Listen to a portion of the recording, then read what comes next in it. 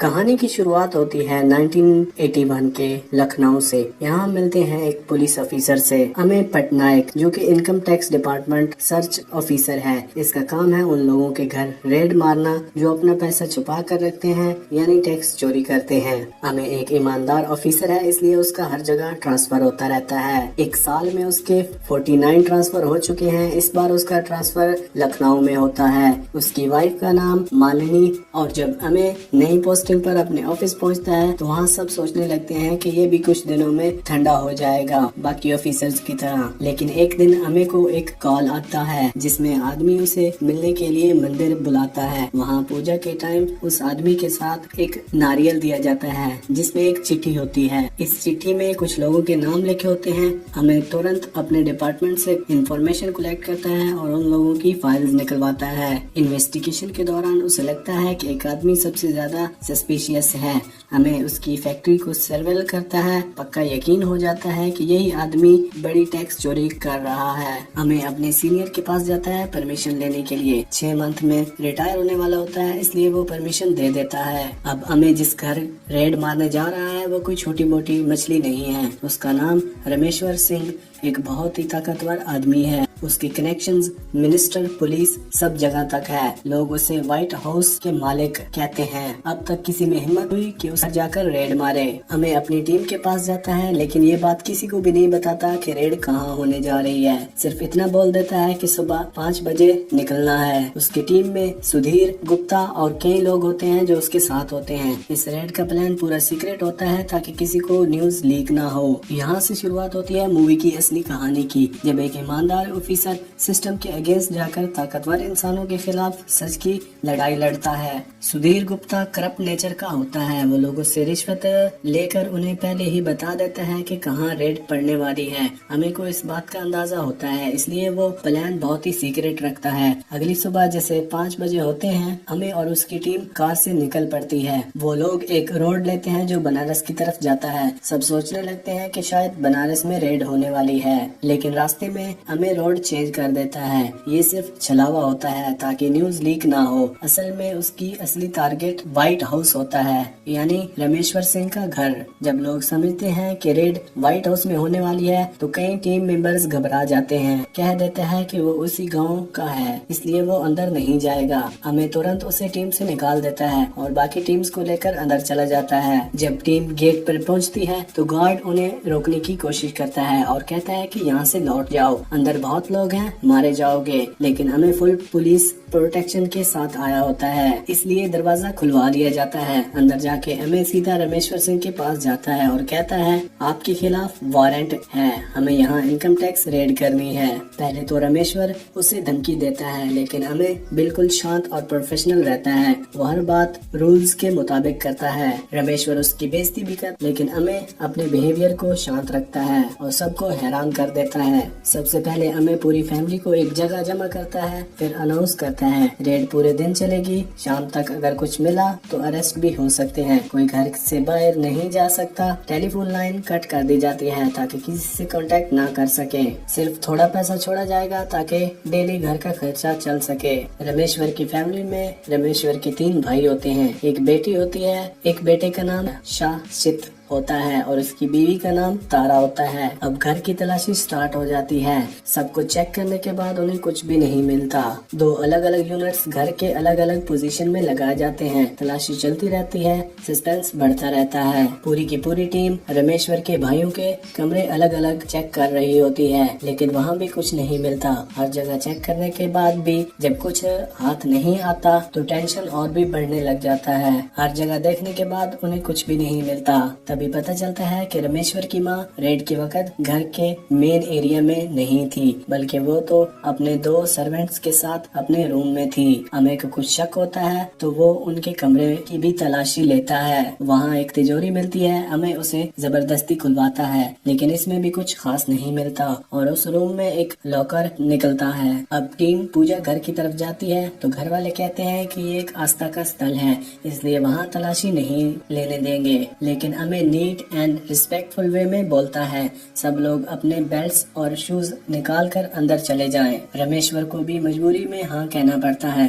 जब अमे पूजा के घर के कोने कोने को चेक करता है तो उसे एक छुपा हुआ वाल मिलता है। वो वाल एक कंस्ट्रक्शन का हिस्सा होता है जो घर के ओरिजिनल मैप में भी नहीं होता। जब वो दीवार की पेंटिंग तोड़ता है तो उसके अंदर से कुछ ऐसे लॉकर्स मिलते हैं जिसमें नोट के बंडल्स भर के रखे होते हैं। ये देखकर रमेश्वर शॉक में आ जाता है क्योंकि ये पैसा उसका नहीं होता। रमेश्वर को समझ आ जाता है कि उसके अपने भाइयों ने ही उसे धोखा दिया है। ब्लैक मनी उसे छुपाकर घर के सीक्रेट पार्ट्स में रख दिया था। इस वजह से रमेश्वर रेड को लाइटली ले रहा था क्योंकि उसे लगा था कि घर साफ है। अब एक और अंडरग्राउंड चैम्बर मिलता है जहाँ लॉकर्स और संदूक ट्रेजर बॉक्सेस होते हैं। जब एक बार पैसा मिलना शुरू हो जाता है तो कहीं से भी रुकता नहीं। हर जगह लाखों करोड़ों के बंडल निकलने लगते हैं। ये सब देखकर रमेश्वर गुस्से में आ जाता है। वो एक गन लेकर छत पर फायर कर देता है। जैसे ही वो फायर करता है तो छत की सीलिंग से सोने के बिस्किट गिरना शुरू हो जाते हैं। ये देखकर हमें भी हैरान हो जाता है। वो छत की दूसरी कमजोर हिस्सों पर फायरिंग करता है। ऐसा लगता है जैसे पूरा घर हीरे मोती से भरा हुआ हो। रमेश्वर अमे को कहता है कि मुझे एक फोन कॉल करनी है। अमे फोन लाइन को टेम्परेरी ऑन करा देता है। रमेश्वर तुरंत अपने पॉलिटिकल कॉन्टैक्ट्स को कॉल करता है लेकिन सब फेल हो जाता है। वो अपने सीनियर ऑफिसर्स को भी कॉल करता है लेकिन उनकी रिटायरमेंट बहुत करीब होती है, इसलिए वो भी हेल्प करने से मना कर देता है। रमेश्वर गुस्से में कहता है कि अगर मैं फील्ड में होता तो तुझे औकात दिखा देता, लेकिन अमित शांत रहता है और कहता है आपको जहाँ जाना है आप जा सकते हैं। अमित रमेश्वर को एक कार देता है और उस कार के जरिए वो अपने पॉलिटिशियंस के पास जाता है। उत्तर प्रदेश के सीएम से मिलता है और पीएम तक पहुंच जाता है। वो अपने एमएलए और सपोर्टर्स को इकट्ठा करता है ताकि रेड को रुकवाया जा सके, लेकिन प्रॉब्लम ये थी कि income tax department central government के अंडर आता है, इसलिए कोई भी लोकल पॉलिटिशियन पावर उसमें इंटरफेस नहीं कर सकती। अब आधी रात हो चुकी थी। रात के अंधेरे में तारा अमे से मिलने आती है। लगता है कि वो कुछ इम्पोर्टेंट बात बताने वाली होती है, लेकिन तभी वहाँ पर दादी आ जाती है। तारा कुछ कह नहीं पाती और वहाँ से चली जाती है।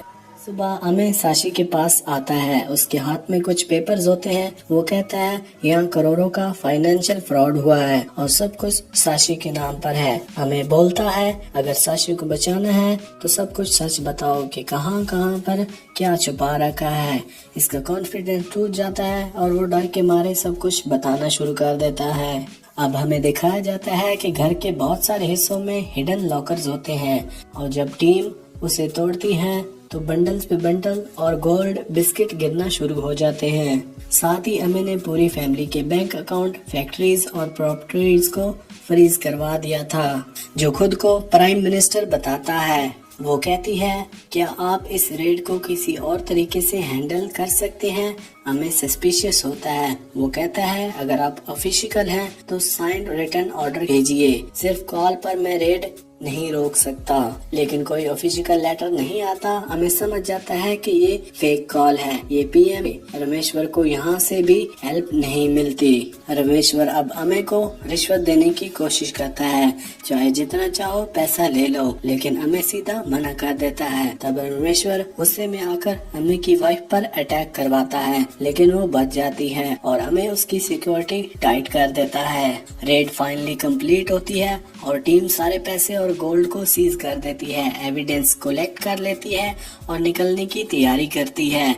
लेकिन तभी रमेश्वर अपने सपोर्टर्स और लोकल लोगों को इकट्ठा कर लेता है। पूरे गांव की भीड़ उसके घर के जमा हो जाती है। अमे और उसकी टीम के पास सिर्फ लिमिटेड पुलिस फोर्स होती है। इतने बड़े क्राउड के सामने उनके डिफेंस वीक लगता है। क्राउड घर में घुसने की कोशिश करता है। वो अपने पूरे स्टाफ को पीछे के दरवाजे से निकाल लेता है, लेकिन खुद को वहीं रूम में बंद कर लेता है क्योंकि ये सब उसी की जिम्मेदारी थी। उसने अपनी टीम से ये कह रखा था कि तुम्हें नुकसान नहीं होगा, ये सारी उसकी जिम्मेदारी है और उसने उन सभी से प्रॉमिस किया था मैं अपने किसी भी स्टाफ को कुछ नहीं होने दूंगा। जब भीड़ उसके रूम के बिल्कुल सामने पहुंच जाती है और लगता है कि अब अमे भी बच नहीं सकता, तभी पावरफुल मूवमेंट होता है। पुलिस सायरन्स सुनाई देने लगते हैं। पूरे एरिया हैवी पुलिस फोर्स से घिर जाता है। ये स्पेशल फोर्स पीएम के ऑर्डर पे आई थी, क्योंकि प्राइम मिनिस्टर ने अमित से कॉल के बाद ये कहा था हमें अपने देश के लिए ऐसे ईमानदार और फियरलेस ऑफिसर्स चाहिए। पुलिस आती है, भीड़ को कंट्रोल करती है, अमित को सेफ बाहर निकालती है और सारे पैसे और गोल्ड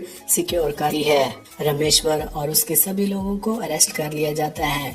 उसका पूरा ब्लैक मनी एम्पायर गिर जाता है। रमेश्वर जेल में बैठा होता है, पूरे दिन एक ही बात सोचता है, आखिर कौन था जिसने अमे को टिप दिया, कौन था जिसकी वजह से मेरी दुनिया उजड़ गई। सीन शिफ्ट होता है और हमें एक फ्लैशबैक दिखाया जाता है। तारा का एक्स बॉयफ्रेंड दिखाया जाता है, वही जिसने अमे को इन्फॉर्मेशन दी थी। ये सब तारा और उसकी एक्स का प्लान था। तारा की जबरदस्ती शादी रमेश्वर के कजन लड़के से करा दी गई थी, जिसे वो कभी नहीं चाहती थी। तो अपनी जिंदगी बर्बाद करने का बदला उसने रमेश्वर से लिया। बात होती है अमित पटनायक और उसकी टीम के साथ। ये लोग राजस्थान के एक बड़े राजा के महल में रेड मारने जा रहे होते हैं।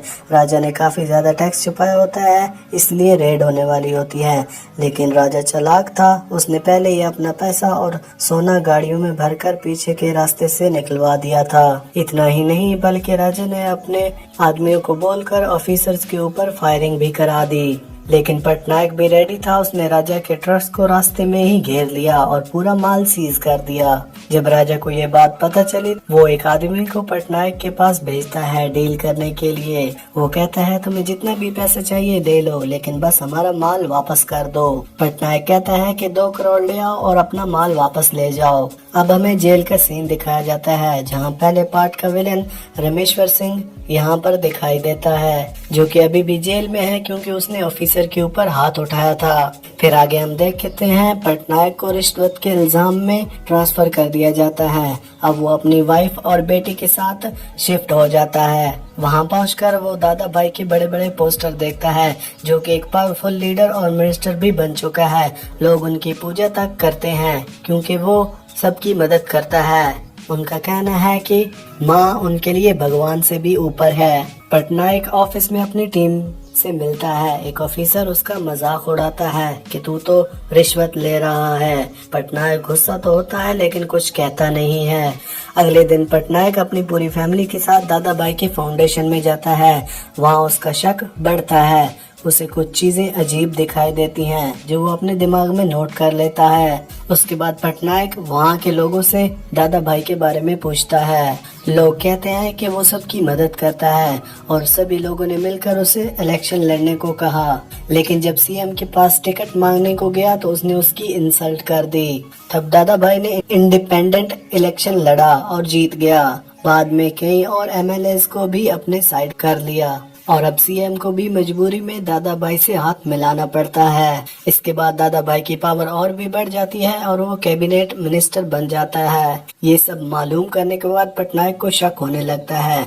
वो दादा भाई के टैक्स रिकॉर्ड की फाइल निकलवाता है, लेकिन उसमें भी कुछ फ्रॉड नहीं मिलता। पटनायक सोचता है इतना सीधा आदमी तो हो ही नहीं सकता जिसका कोई रिकॉर्ड ना हो। इसके बाद वो दादा भाई के हर एरिया पर नजर रखने लगता है। उसके खेत देखता है जहाँ पर लोग उसे बताते हैं कि हर साल ये फसल वैसे ही छोड़ दी जाती है, कोई नहीं काटता। पटनायक को शक होता है कि जरूर इसने कुछ नीचे छुपा रखा है। अब अगले सीन में हम देखते हैं पटनायक अपनी टीम के साथ होता है और वो सभी को बताता है कि उसका ट्रांसफर एक्सीडेंटली नहीं हुआ था, बल्कि ये सब उसने खुद प्लान किया था। जब राजा साहब के यहाँ रेड डाली तब जानबूझकर मैंने उससे रिश्वत ली थी ताकि मेरा यहाँ ट्रांसफर हो सके, और बिल्कुल वैसा ही हुआ। मेरा ट्रांसफर यहाँ हो गया जहाँ पर दादा भाई का राज चलता है। पटनायक ने दादा भाई के फाउंडेशन और उसके आसपास के एरिया पर नजर रखनी शुरू कर दी। सारे डॉक्यूमेंट, एक्टिविटीज और कनेक्शन को ट्रैक करने लगा। तब इससे एक बहुत बड़ा राज पता चलता है। दादा भाई ने कई कंपनीज ओपन की हुई हैं, लेकिन वो सब गरीब लोगों के नाम पर हैं। मतलब समझ लो, नाम उनका हो रहा है, पैसा और पावर दादा भाई का बढ़ रहा है। दादा भाई ने जो गरीबों के नाम पर कंपनियां खोल रखी हैं, वो सब टैक्स बचाने के लिए हैं। पटनायक ने इन सबूतों को इकट्ठा किया और अपने सीनियर के पास लेकर गया और अपने सीनियर से उसने 30 वारंट भी साइन करा लिए रेड मारने के लिए। पटनायक अपनी टीम से कहता है आज हम दादा भाई के घर रेड मारने जा रहे हैं। ये सुनकर सभी की फट जाती है, लेकिन पटनायक का ऑर्डर कोई मना नहीं कर सकता था, वरना नौकरी गई समझो। पटनायक अपनी टीम के साथ दादा भाई के घर पहुंच जाता है, पर वहां पर वो ऑलरेडी तैयार होता है। वो कहता है जितना चाहो रिसर्च कर लो, मैं तुम्हें इजाजत देता हूँ। रेड शुरू हो जाती है, हर कोना छान मारा जाता है, लेकिन कुछ भी नहीं मिलता। तब दादा भाई के फाउंडेशन में जाते हैं, लेकिन वहाँ भी कुछ नहीं मिलता, सब कुछ एकदम लीगल होता है। तभी वहाँ भीड़ इकट्ठी हो जाती है, लोग ऑफिसर को मारने तक को रेडी हो जाते हैं, क्योंकि उन्हें लगता है कि ऑफिसर ने दादा भाई के ऊपर झूठा इल्जाम लगाया है। दादा भाई भीड़ को आकर शांत करते हैं और वो पटनायक से डायरेक्टली कहता है जब से तुम इस शहर में आए हो मैं तुम पर नजर रख रहा हूँ, इसलिए तुम्हारे आने से पहले ही मैंने सारा माल यहाँ से हटा चुका हूँ। यानी मैं इस वक्त तुमसे एक कदम आगे निकला। गन्ने वाले खेत से भी वो सारा माल हटा चुका होता है। पटनायक को बहुत गुस्सा आता है। तब पटनायक वहाँ से चुपचाप चला जाता है। रेड मारने की वजह से उसे सस्पेंड कर दिया जाता है और सीन शिफ्ट होता है। रमेश्वर सिंह जो अब जेल से पैरोल पर बाहर आ चुका है, वो अपने आदमी से कहता है ये पटनायक आसानी से बैठने वाला नहीं है, ये कुछ बड़ा करने वाला है। आगे हम देखते हैं पटनायक को जो कि कुछ टेंशन में होता है। तभी उसे याद आता है दादा भाई के घर से निकलते वक्त एक आदमी ने उसके हाथ में एक छोटी सी पर्ची दी। उस पर्ची के ऊपर लिखा था नेहा राठौर। पटनायक फौरन इस नाम की पीछे पड़ जाता है। कुछ दिन रिसर्च करने के बाद पटनायक को पता चलता है कि नेहा राठौर एक समय में दादा भाई की लवर थी, पर लोग कहते हैं कि उसने सुसाइड कर ली, लेकिन असल में ऐसा नहीं हुआ था। दादा भाई गरीब लोगों को लालच देकर उनके साथ दुष्ट काम करता था और फिर उन सभी की जमीनें सस्ते में ले लेता था। गरीब लड़की होने की वजह से वो इसके खिलाफ आवाज नहीं उठा सकती थी, लेकिन जब नेहा ने इसके खिलाफ आवाज उठाई तो दादा भाई ने उसकी आवाज बंद कर दी और इसे सुसाइड का नाम दे दिया। पटनायक बाकी लड़कियों से भी बात करता है, लेकिन वो डर के मारे मना कर देती हैं और ये बात वहीं खड़ी उसकी वाइफ भी सुन लेती है। दादा भाई ने अपने पुराने तरीके नहीं छोड़े, एक और लड़की के साथ वही सब कुछ करके चुपचाप निकल जाता है। और यहाँ पर पटनायक और भी तैयार हो जाता है। उसके दिमाग में एक डेंजरस प्लान होता है। वो जाता है एक लालची वकील के पास और उसे पैसे देकर कहता है तेरे नाम से एक PIL फाइल करना है दादा भाई के खिलाफ कि उन्होंने नौकरी के नाम पर लड़कियों की जमीनें छीन ली। पैसा देकर लॉयर मान जाता है। जब दादा भाई को इसका पता चलता है तो वो बहुत गुस्सा होता है। अब तो मीडिया में भी नाम खराब हो जाएगा। एक नया ऑफिसर बागबन जो पटनायक की रिश्वत में ट्रांसफर होके आया होता है, वो दादा भाई के सामने झुकते ही रहता है, बस मुझे पैसे देते रहें और आप पर कोई भी बात नहीं आएगी। फिर अगले दिन उसे कुछ अनोनिमस टिप्स आती हैं। किसी के घर में बहुत सारा पैसा छुपा हुआ है, वो आदमी दादा भाई का दुश्मन है। ये टिप पटनायक ने खुद भेजी थी। ये ऑफिसर लालच में आकर रेड मार देता है। ये सारा का सारा पैसा दादा भाई का होता है जो उसने गन्ने के खेत से निकाल कर वहाँ छुपाया रखा था। ये ऑफिसर दादा भाई से माफी मांगता है। अब तो सरकार रेड पर रेड मारते जाएगी, आप मुझे अपना सारा इलाके बता दो, मैं वहाँ जाऊंगा ही नहीं। उसके अगले दिन ही दादा भाई अपना सारा माल ट्रांसफर कर देता है।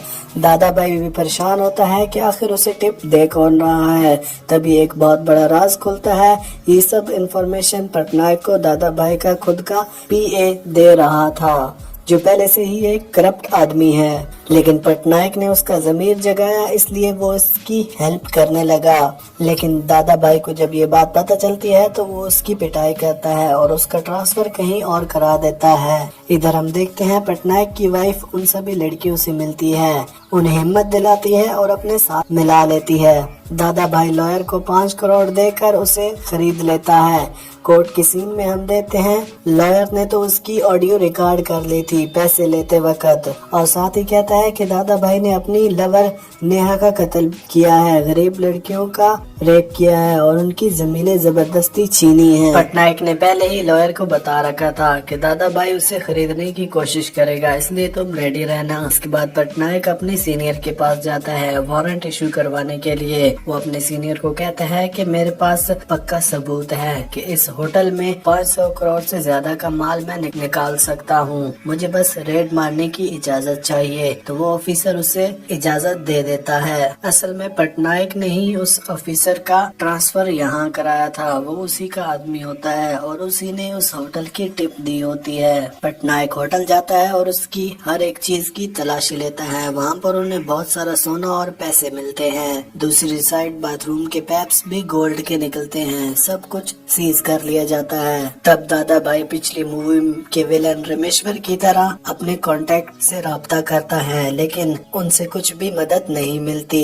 तब दादा भाई अपने सारे सपोर्टर्स को लेकर होटल के बाहर पहुंच जाता है और वो वहाँ पर तोड़ फोड़ मचाना शुरू कर देते हैं। तब पटनायक को कुछ भी समझ नहीं आता। तब उसे एक आइडिया आता है कि वो बिल्डिंग के ऊपर से उन सभी पैसों को उड़ा दे। तब सभी लोगों का ध्यान उसकी तरफ हो जाता है। तब दादा भाई हैरान हो जाता है कि ये सब क्या हो रहा है, और इस तरह दादा भाई का सारा पैसा सीज कर लिया जाता है, जो कि 5 करोड़ से ज्यादा होता है। दादा भाई अपने आदमियों के साथ पटनायक के ऊपर अटैक करने के लिए निकल जाता है, लेकिन तभी वहीं पर उसकी माँ आ जाती है और पटनायक की बीवी भी उन सभी लड़कियों को लेकर आ जाती है जिनके साथ उसने ज्यादती की थी।